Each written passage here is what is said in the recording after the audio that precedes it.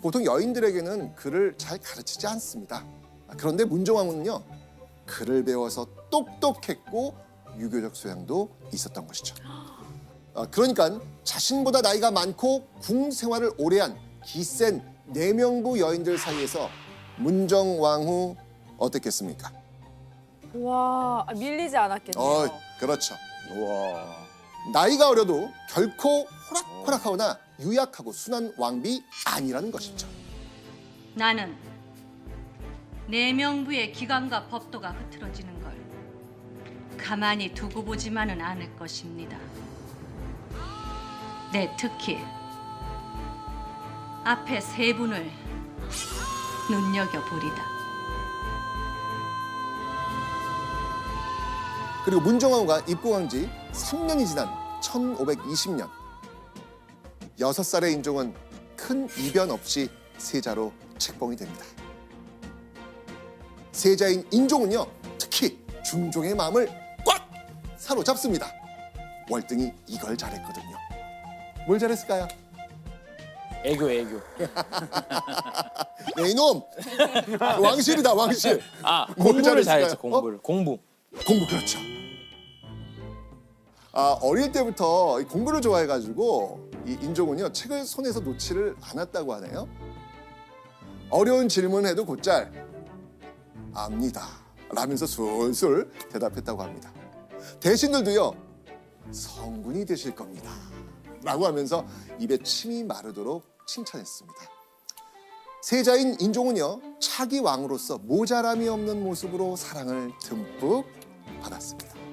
그런데 이 세자인 인종을 한없이 냉랭한 시선으로 바라보는 사람도 있었습니다. 설마 문정왕후?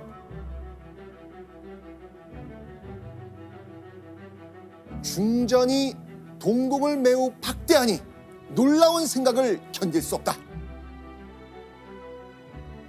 박대 무슨 뜻일까요? 어이구야. 그러니까 못되게 굴었다. 예, 맞습니다. 인정 없이 모질게 대했다는 의미죠. 헉. 이거는 한 신하가 세자인 인종을 대하는 문정왕후의 모습을 보고 남긴 말입니다. 문정왕후는 왜 이렇게 세자를 박대했을까요? 근데 저 생각에는 일단 처음에 와서 그 맡은 바 역할을 해야 되니까 했어요. 했는데 사람이라는 게 점점 뭔가 욕심이 생기고, 그 욕심이 커지는 거죠. 그렇죠. 내 자식을 키우고 싶고 낳고 싶은 맞아. 이 마음. 그러면서 자꾸 본의 아니게 그 마음이 그 동궁에게 화살이 가는 거죠. 본인 아들이 아니다 보니까 그러니까. 그렇죠. 아무리 챙겨준다고 해도 계모이지 않았을까. 네. 딱해. 그러니까 문정왕후는 이런 생각을 했을 것 같아요.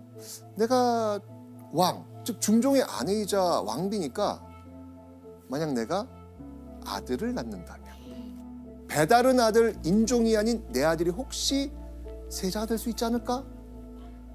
혹은 인종 이후에 내 아들이 그 다음 왕위를 이을 수 있지 않을까? 이런 어떤 기대와 계산 당연히 해보지 않겠습니까? 그럼요. 그렇죠? 자, 그런데요. 세자 책봉 얼마 후에 이런 문정왕후의 기대감을 더 크게 만드는 일이 일어납니다. 문정왕후가 21살에 드디어 이걸 했습니다. 뭘 했을까요? 임신! 맞아. 여기서 행동으로. 맞아요. 임신을 한 겁니다. 어허. 그리고 드디어 출산을 합니다. 문정왕후의 첫 번째 아이는 아들이었을까요? 딸이었을까요? 아들. 100%. 아들? 아들? 네. 딸! 딸이었어요? 딸이었어요? 와, 이건 보통 이런 상황에 재밌다. 아들이 나오는데 아이, 어떻게 아들을 만드는데? 자, 문정왕후. 이대로 아들을 포기해야 될까요? 그럴 수는 없었습니다. 문정왕후는요, 바로 또 임신에 성공합니다. 그리고 이듬해 출산합니다. 이번 결과는 어떻을까요? 이건 진짜 아들이 아들. 해야죠. 이번에 아들이지. 딸! 오!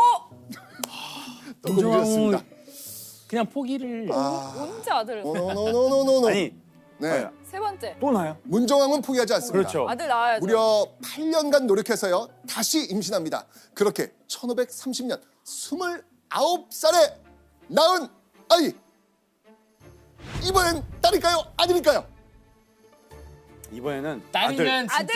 진짜 드라마죠. 아니 확률적으로 아들. 제 지인분들 중에 애기 셋인 형들이 있는데 딸 낳으면 세 번째 무조건 아들이었어요. 딸! 아, 동현 씨. 맞잖아요. 아, 이 궁에 들어온 지 13년 동안 출산을 3번이나 했지만 그녀의 바람과는 달리 3딸만 낳게 되었습니다. 그렇게 문정왕후가 입궁한 지 17년 되던 1534년 여름, 조선 조정을 뒤흔드는 사건이 일어납니다. 한번 보시죠. 중전 마마 한 번 더 힘을 주시옵소서. 마마.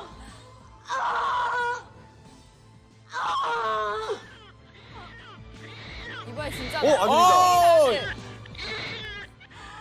아가니가 세상에 태어나서 이 어미의 목숨을 구한 것이야. 이 어미의 목숨을. 아가.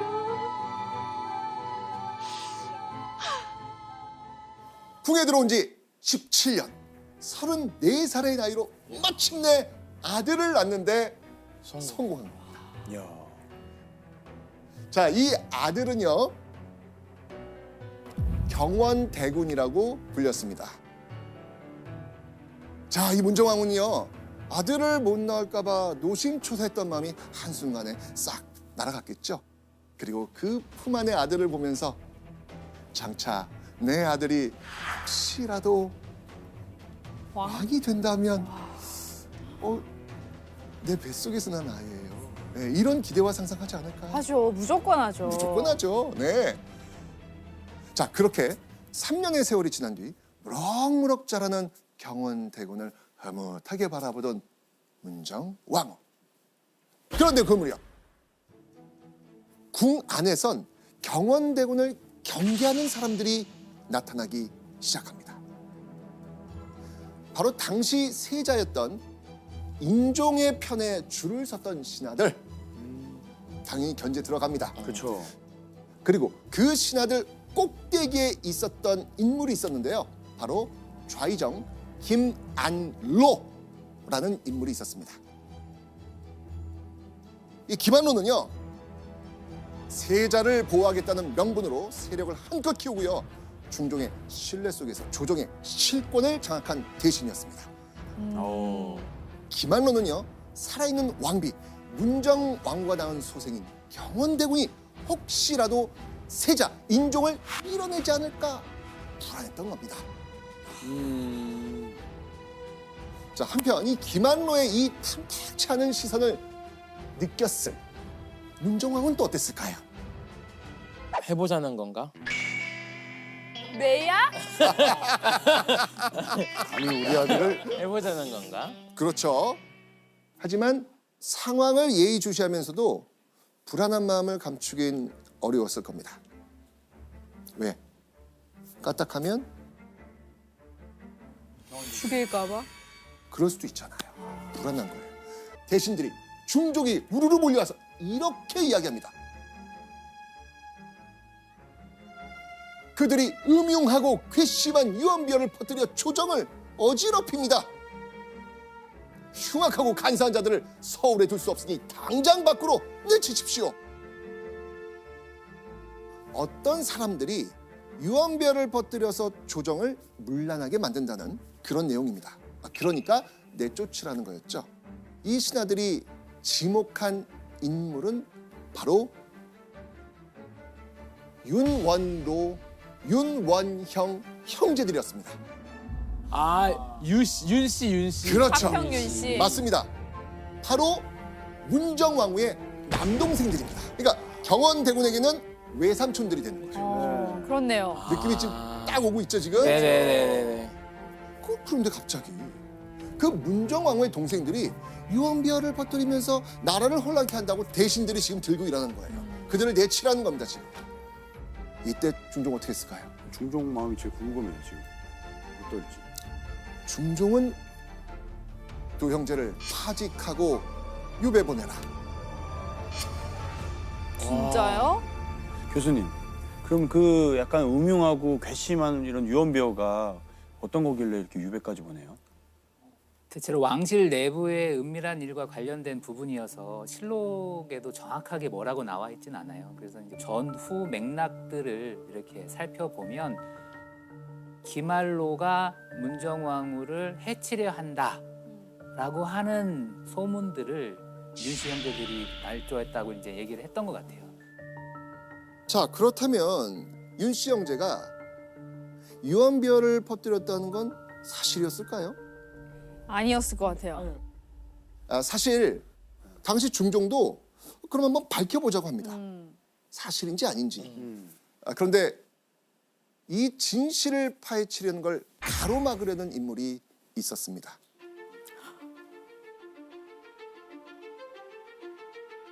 바로 김한론이었습니다. 가짜였습니까? 그렇죠. 사실 신하들을 통해서 윤씨 형제가 죄가 있다고 가짜 뉴스를 만든 배후에는 김한로가 있었던 겁니다. 오, 그리고 이런 김한로의 계략은 곧 문정왕후에 대한 경고이기도 했습니다. 그러니까 가짜 뉴스를 만들어서 유배까지 보낸 힘이 있다 내가. 그렇죠. 다음엔 너다. 그렇죠. 무섭네요. 자, 그런데 그날 밤 어떤 이가 은밀하게 중종을 찾아옵니다. 바로 윤원로. 윤원로는요, 중종을 찾아와서 사실은 김한로가 흉악하고 도리에 어긋나는 음모를 꾸미고 있다. 그중엔 문정왕후를 폐하려는 계략도 있다. 라고 하면서 억울함을 토로한 겁니다. 오히려 나쁜 건 김한로입니다. 라고 읍수를 했던 것이죠. 사건의 전말을 정확히 알게 된 이 중종. 근데 사실인 걸 알고 너무 화가 나도 김한로를 어떻게 하기에는 너무 힘이 있어서 맞아요. 쉽지 않을 것 같아요. 위치도 이렇게 좀 중종도. 어른이기도 네. 하고 하니까. 다음날 중종은 가차없이 이런 명령을 내립니다. 김한로를 유배 보내라. 와 중종. 오. 화가 머리 끝까지 난 중종은요, 거기서 멈추지 않습니다. 3일 뒤 김한로에게 사약 내립니다. 사약까지요? 네. 아니 잠깐만. 너무 약간 심한데? 위협 인물을 제거하는 건가요? 역시. 사실 기말로는 세자를 보호하고 그리고 사림이라 불리는 선비들을 재등용시키는 명분을 가지고 세력을 키운 사람이에요. 근데 기말로의 세력이 지나치게 커지고 심지어 기말로가 문정왕후와 갈등을 벌이며 문제를 일으키자 중종은 선을 넘었다고 판단한 것 같습니다. 그리고 이것이 세자에게도 도움이 되지 않는다고 판단을 한 것 같습니다. 그렇기 때문에 중종의 정치적 선택이라고 할 수 있겠습니다. 자, 이 김한로 축출 이후 입지가 올라간 인물은 누구였겠습니까? 윤씨. 그렇죠. 바로 문정왕후와 그 남동생들 윤원로, 윤원영이었죠. 문정왕후는요, 이 동생들에게 힘 빡빡 실어줍니다. 그리고 경원대군, 자신의 아들 경원대군이 왕위에 오를 날을 상상하면서 아들이 무사히 성장하길 기대했겠죠. 근데 이제 진짜 눈에 조금 보이기 시작했을 것 같아요. 그 뭔가 아들이 올라갈 것 같다 이런 느낌. 아이고. 기말로가 없으니까. 그런데 거기서 끝이 아닙니다. 김한로가 없어졌다고 해서 문정왕후의 계심이 끝나는 게 아니었습니다. 문정왕후와 그의 남동생들을 예의주시하면서 지켜보는 인물들이 있었기 때문입니다. 또 다른 인물이 등장합니다.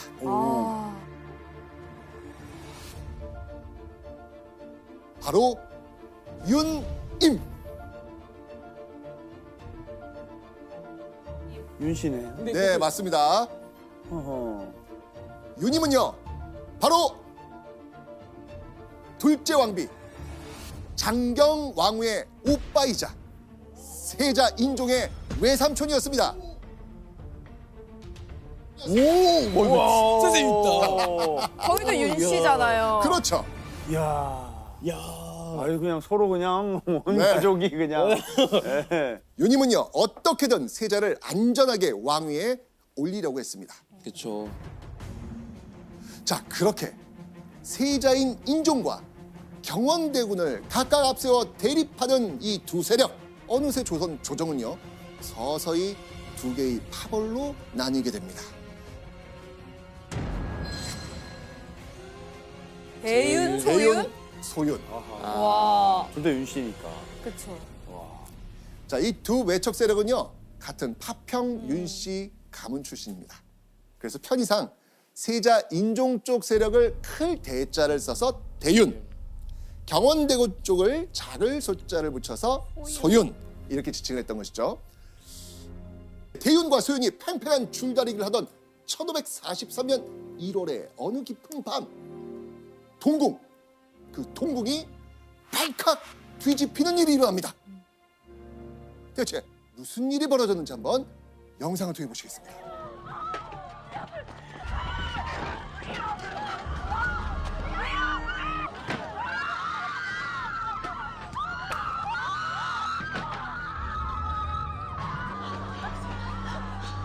세자장께서는 어디 계시느냐? 세인이 잠시 자리를 비운 사이에 불길이 치솟느니라.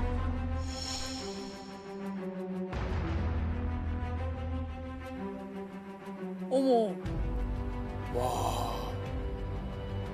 자, 대체 인종은 저 불길에서 어떻게 됐을까요?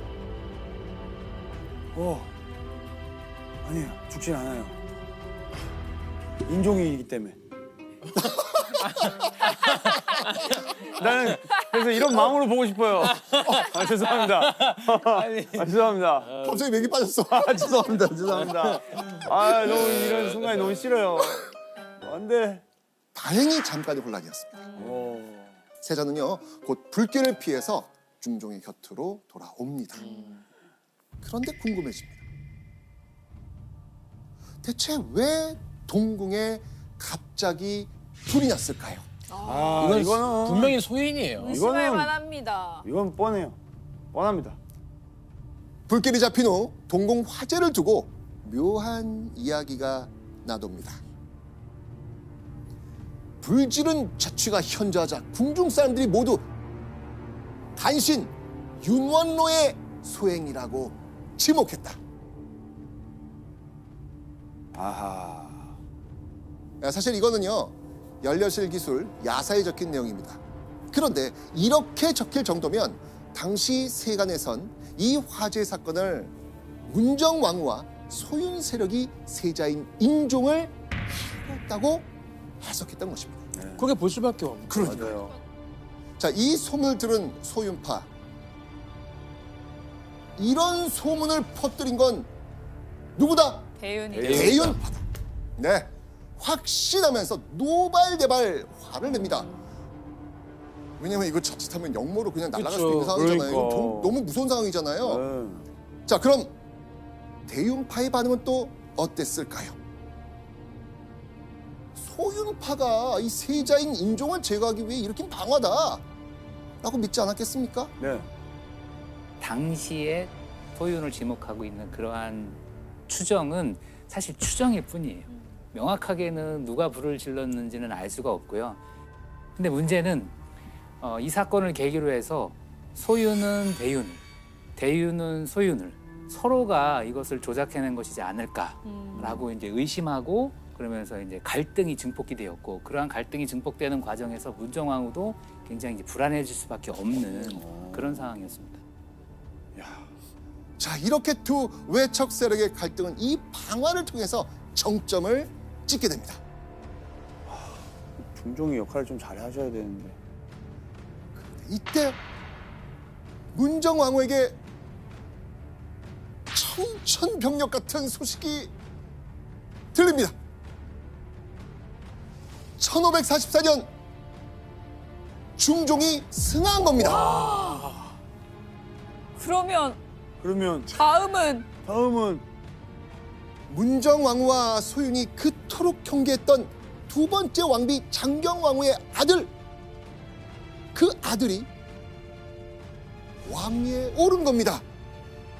인종이 왕이 되면은 이제 뭐 생명이 어떻게 될지 모르는 상황이 된 거예요. 그렇죠, 그렇죠. 왕이 되니 안 되니 내 아들이 왕이 되니 안 되면 이제 나중 문제예요 지금. 그렇죠. 네, 유배 가니 안 가니 되는 상황이 됐어요. 맞습니다. 그리고 그때 문정 왕후에게 화살처럼 날아온 말이 있었습니다. 보시죠. 예. 어이 무서워. 무서워. 유님이 반드시 역사를 시켜 대군을 해치려 할 것이니 삼가 보호하여 화를 피함이 마땅합니다. 권력을 잡은 대윤파가 혹시 경원대군을 죽이려 하지 않을까, 이런 생각이 머리를 떠나지 않았을 겁니다. 아니, 도망쳐야죠. 이제 겨우 11살인 경원대군. 문정왕후는 어떻게든 아들 경원대군을 지켜야 했습니다.